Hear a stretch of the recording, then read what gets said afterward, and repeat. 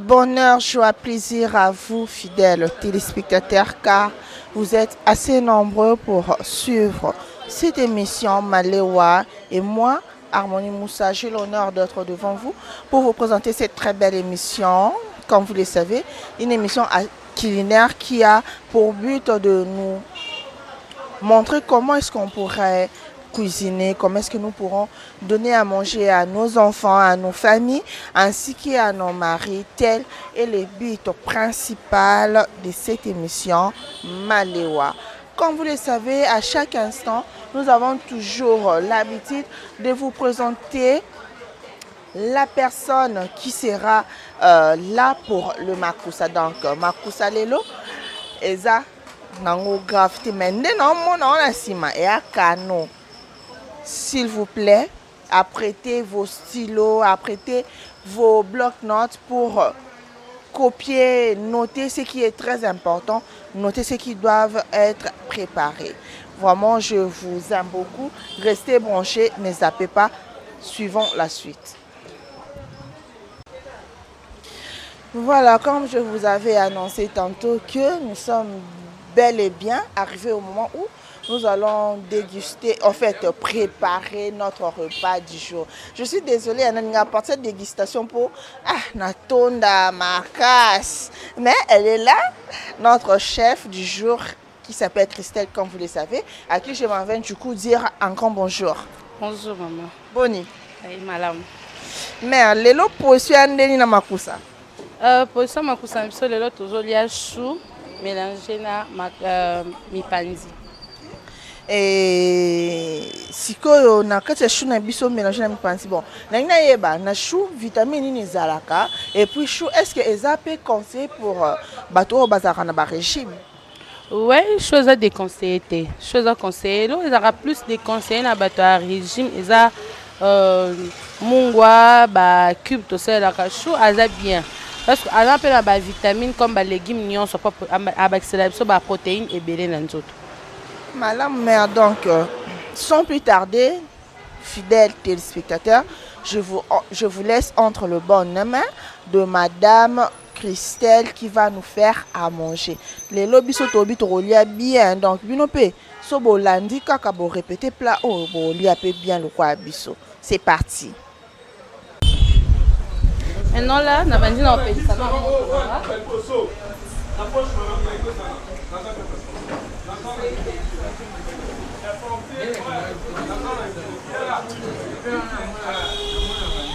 Je suis marmite na biso.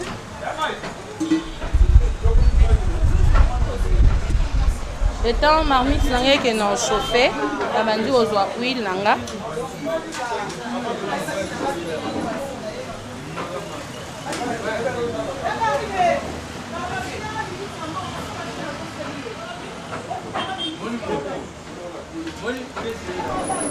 On tient que huile nanga chauffé moukié, on se banana au ta chou na biso. Maintenant là, on a mon mafuta nanga bandi aux moto. Abandi soko kotana ba légumes nanga après nena koya kozwa chou nanga atie na kati na ba légumes nanga na bandi na matuli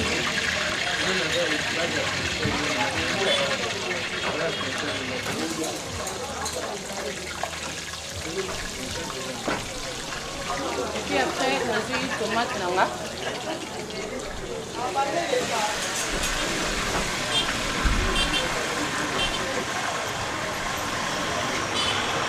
Avant na otia nyonso te na bandi na kotia ndamu na garder na otia à la fin.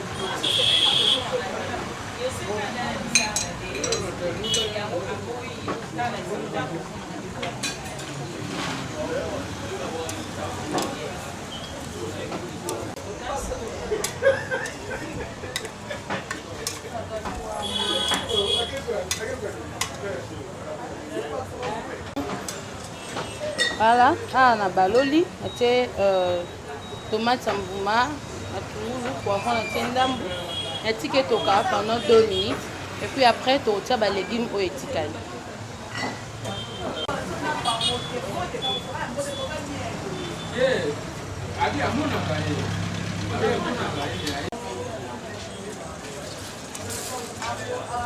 Maintenant là, les légumes n'ont toki pendant 2 minutes. sikoyo nazotia chou na ngai. Chou na ngai ezalaki bien lavé na kati yango nasopeli yango vinaigre.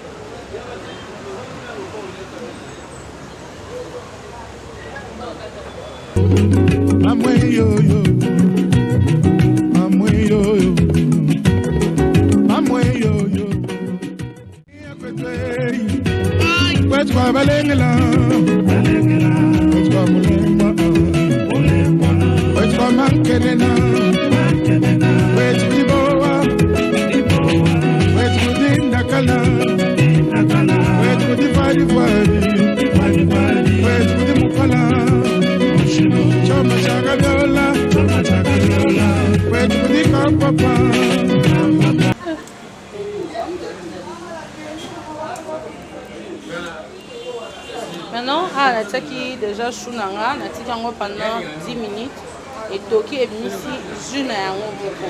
Maintenant, nakomi na moment na bakisa mipanzi nanga déjà natokisaki yango, nazobakisa mipanzi nanga na kati na jus na mipanzi naotia na kati apui na mélanger yango.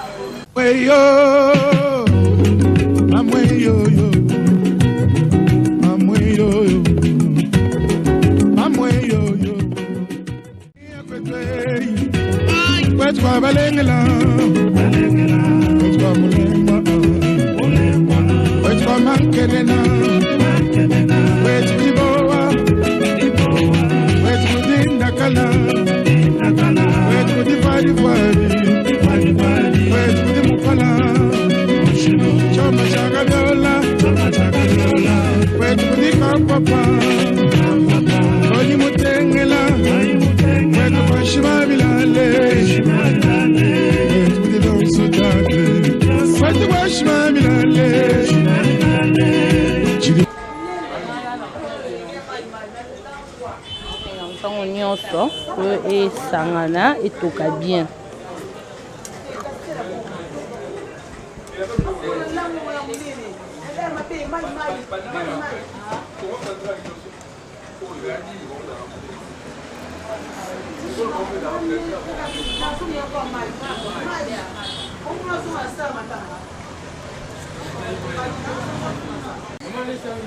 Là on a fait directement na haute ça pour prendre un etikalaki na céleri na feuille de laurier.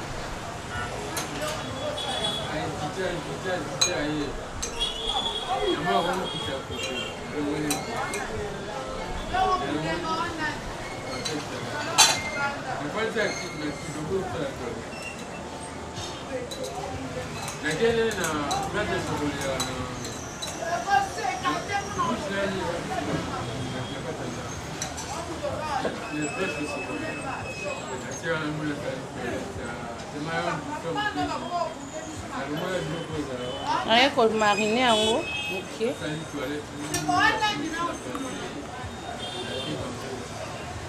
On attend la marinade.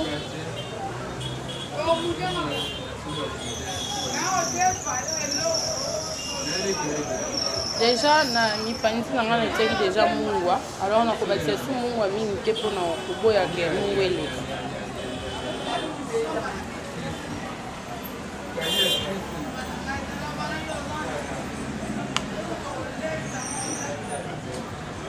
Nabakisi ai ndambu.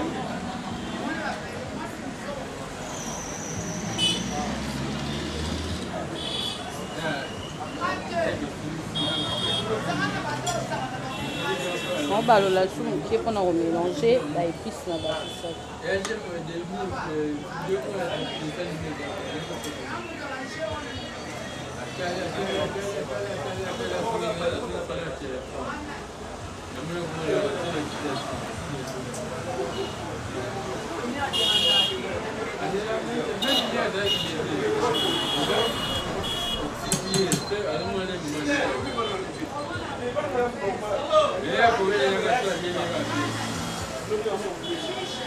Maintenant là, le petit yango est là pendant 15 à 20 minutes.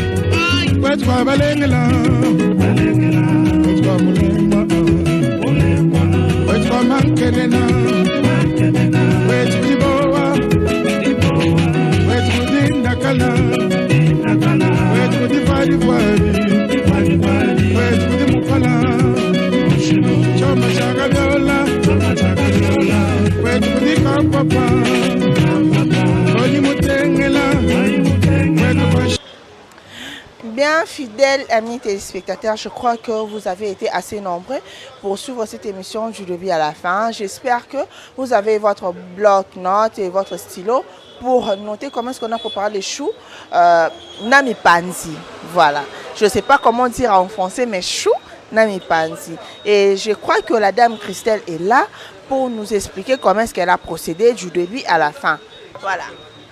Ouais, mipanzi na biso manene non na mipanzi.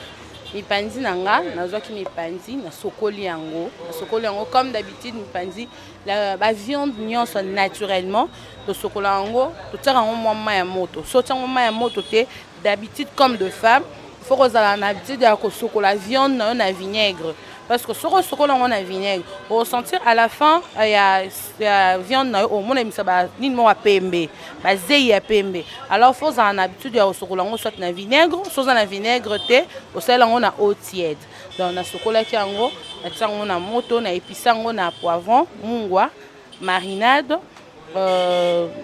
ail muscade na un peu ya tangawizi na tiki yango etoki les mamakasi c'était parce que soit il les mamakasi na cuisson nanga et panzana alors na tika kango pembe na gardon faut regarder on a jus nango parce que jus wana ndeko ya ko permettre biso to ça lango ce qu'on a kati ya chou na biso après na ko zo chou nanga tiango na zui marmite na tena na moto na kata ki déjà chou nanga na laver yango laver chou nanga très bien après que aussi ça ko laver chou nanga na tango vinaigre likolo bamso balingaka système à vinaigre te oza mwangai ekozala la moi alors soko boy système à vinaigre oko sokolango na maya moto ezala moto makasi te à une température donc tokolo ba tiède soko eza tiède osokoli chou na yo osilisi ogardango ekita mai wana et puis okosalela la cuisson nango nga na tsaki kaka chou bongo na te vinaigre likolo na ekozwa nzungu nanga na te na moto donc na te nzungu nanga na moto na te huile nanga na banisko na ba légumes nanga o esaki accompagner chou na biso légumes nanga na salaki tomate mbuma matungulu na saleli poivron alors poivron na tsaka on oignon sauté parce que na salaki 3 poivrons na tsaka on oignon sauté na tsaki non ndambo ndambo wana on peut estimer na tsaki 2 poivrons na tsaki 2 poivrons na kataki poivron na kataki en carré matungulu na kataki en rondelle pour la question na kataki en rondelle mais on pourrait aussi mettre en cube, c'est pas un problème. C'est pas un problème. Kokata légumes et dépendant kana décor au mutalingi na assiette na e. Ngana zali na posa poivron na bunga parce que poivron soko kata en carré et bunga ka. Tango ko lemba e ko mona na même so e mona na raté.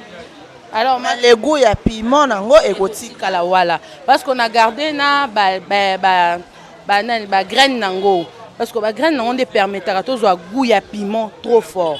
Alors, si on a la graine, tu perds moi piment. Alors, moi, j'avais gardé tout ça. On a marmite. On a bandi la tomate, on a matungulu, poivron. On a balo pendant 2 minutes. Quand on a bandi ko sala kwa moi mijoter muke, on a chou nanga. On a chou na kat. On a chou na zipi parce que chou nanga est belé. On a na zipi. Na tiki yango etoki pendant 5 minutes. Au moins la quantité de chou na et kokita. Ce qu'on a bani comme balola. Mais en premier temps, avant que cette chose les belé, ce côté moitié ya chou na yo au baloli pour s'assurer que sauce ya c'est les matili kolo et sangani après que zo chou na au bakisi. Quand na bakisa ki chou nanga et misa ki jus na yango moko et dégager ki non jus. Na odeur nango voilà et bimi so odeur so msoto lo bara solo moko boya bien te et bimi saki solo nango wana tango e bimi si esili mai wana ebandi kokita nazali na posa te ke mai wana ekita nyonso parce que soki mai wana ekiti nyonso na perdre sucre nango moko ezalaka nango wana parce que aujourd'hui tokodéguster yango na loso. Moi d'ailleurs par rapport à ça j'allais poser cette question, est-ce que chou ntango otokisaki yango osopaki mai nango to otikaki ona mai nango asi? Nga nasopaki mai nango te, nga natokisaki te. Donc tant on a tiaki directement na ba légumes nanga. Alors na zaki na poso ya kosopa mai te. Soko na poso ya kosopa mai, il faut tokisango à l'écart, au sopi mai, au bandeli ko rincer et puis oyo kozonga la soko procédure au biso to sali. D'accord. Alors biso sala ki procédure on a te parce que procédure on a souvent na bateau ba on a foufou, ba on a makemba parce que makemba za na sucre. Mai auto sopa wana, eza mai auto perdre sucre, vitamine aussi, vitamine wana o eza na kati ya chou. Nous tous on posa ko perdre en côté, yango to sopa ki mai wana te. To garda ki mai wana pour tout on a l'os. Avec na l'os moni, moi sucre na ngo, ça la moi feeling mo bo na l'os. C'est pour cela to sopa ki mai na ngote. To garda ki mai nango, to tikango etoki mai nango pe na posa kauka te. Posa bando kauka e bando zika. Penga e kauka te. Après pe ko josko mi pandi nanga on a garda ki pembeni na tiango na kati. Na jus ya mipandi na bakisi. Quand on a bakisi jus ya mipandi na tourner yango, na tiki yango, na jusqu'au ba épices ba remontaka, o benga remontada. Remontada na ngai. Non, remontada na ngai za lokola ai. Donc na jus remontada na ngai la boaki. Boaki ai na ngai na yoko bakisa moi marinade, na yoko bakisa sel na boako bakisa mini. Alors le poivron bakisa ki na moment ni. Ouais, au même moment, quand on a banni côté remontada, sel nanga. Le reste des poivrons, des sel et pour le reste des poivrons, etikalaki, donc bataki au même. Ouais, parce que poivron ya souka, avec remonter saveur ya poivron ezaki banda kala na kati ya biloko. Donc à remonter solo wana, on ressentir même na cuisson, tant on bakisi cuisson non c'est ou melaté. Mais tant on yokango, tant on bakisi ba dernier ingrédient au moins à remonter solo moko saveur mo ya bien na cuisson na yo et puis tant on présenter au moins c'est la parfait dernière poivron au rota au moins on ebima entier par rapport ya ota ki avant o ezaki avant ezaki pour permettre cuisson na yo et kota tina na kati ya mipandi voilà donc yango wana na ko bakisa ai nanga na bakisi marinade na ko bakisa nani muscade na ai nanga comme d'habitude so to rapaka to râper to mixer ai sangisa ngonion so na tie tant on a tie et pendant 5 minutes na ko kitsa biloko nanga c'était prêt. Déjà, je crois que vous avez suivi du début à la fin la façon dont la dame ou bien la chef Christelle nous a expliqué. Déjà, je vous dirais que nous sommes là. Appelez-nous justement sur le numéro qui est affiché au bas de vos écrans. Vous nous verrez. Nous serons toujours fidèles et prêts pour répondre à vos occupations. Déjà, chers amis, je crois que tout déplace à tout en nous sommes un peu partout. Donc, si vous avez un maluku, si vous avez un lubumbashi, si vous avez un matadi, place nous sur benganga non ça là non ya alors biloko ne ezabo ezalaka uniquement pour na santé ya mutu pour mutu soki oya biloko ebelate akobela so mutu oya biloko olia biloko oyo eza na vitamine te eza na sens te toyeba ke lobi ekozala toujours na ba répercussion yango biso ba oyo toyaka liboso na bino pona ko présenter bino ba meilleur aliment na biso et puis ba meilleure cuisson na biso pour permettre ba santé na biso ezala assez bonne et puis pour na ba oyo pe bazalaka na ba régime to senga na bino toujours to ba ko respecter ba régime na bino et puis ceux qui pozape na ba recette ya sika pona biso bobosa na te bobenga biso to kozala toujours là pona ko pesa plus d'éclaircissement plus de visibilité pona loko na bino. Et pour ce moment, je dirais à la dame Christelle de donner ses remerciements et puis de lancer aussi un appel pour ceux qui veulent associer ou soit ceux qui veulent travailler avec elle. Ouais, na pesi juste remerciement na espace au mesana koyamba biso, espace Annie Béton, juste na Kasavubu, na croisement Force Chaba. Donc espace enzima biso, toi ko sala makusana biso comme il faut. Na ko remercier bango, na remercier maman nanga Anika Banga, azara toujours là pour me soutenir. Na remercier famille Mobimba, famille Chamania, na pesi bango ba coucou place Bazali. Na ko sala appel na bandeko oyo bazana ba recette. Ozana recette moko ya mboka na bino. Donc ozana posa to kota tu na kati ya culture na bino to yeba culture na bino. Peu importe place oza obengi biso to ya. Ozana posa o assister na émission na biso ozana poso mona maram to sala en live oye o mona ndenge to sala rango. Ozana poso apprendre tant mususu zaki na recette moko boy o rattraper. Ozana poso rattraper yango directement et pas nanga obengi nga na koya. Ba numéro ezali 090 63 31 930 081 089 pardon 68 57 970 pour na bato bazana posa bazwanga directement bobenga na ba numéro là même sur WhatsApp bozwanga directement to solo là. En tout cas, merci beaucoup madame. Merci. Très chers amis, je crois que vous avez été assez éblouis par nos aliments. Moi, je ne cesserai jamais de vous dire, je ne cesserai jamais d'être là pour vous remercier. Je dis un grand merci à l'espace Annie Béton sur Kasavubu. En tout cas, awande bayambara biso balingara to lamba balingara to servir batuna biso balingara to zala laisse et puis bino pe so poza na espace na bino. Pour bengi biso to zala toujours là pour na ko répondre na ba invitation na bino.